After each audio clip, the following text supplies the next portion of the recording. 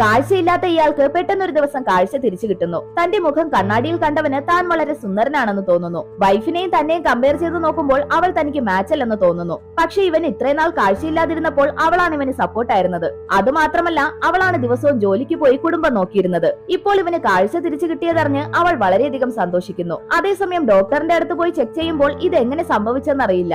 വീണ്ടും വീട്ടിലേക്ക് വന്നവൻ ആദ്യം തന്നെ കണ്ണ് കാണാതിരുന്നപ്പോൾ യൂസ് ചെയ്തിരുന്ന സാധനങ്ങളെല്ലാം വേസ്റ്റിലിടുന്നു. അന്നു മുതൽ അവനും ഒരു നോർമൽ മനുഷ്യനെ പോലെ ജോലിക്ക് പോകാൻ തുടങ്ങുന്നു.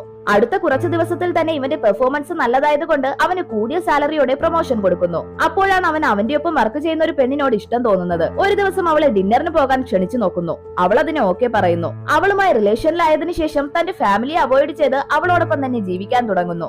അങ്ങനെ ഇരിക്കെ ഒരു ദിവസം രാവിലെ ഉറങ്ങി എണീറ്റ് നോക്കുമ്പോൾ വീണ്ടും അവന് കാഴ്ച നഷ്ടമായിരിക്കുന്നു. അപ്പോഴാണ് തന്റെ ഭാര്യയുടെ സ്നേഹം അവന് മനസ്സിലാവുന്നത്. അതുകൊണ്ട് അവളോട് ക്ഷമ ചോദിക്കാനായി വരുന്നു. പക്ഷെ അവൾ അവനെ സ്വീകരിക്കാൻ തയ്യാറാവുന്നില്ല.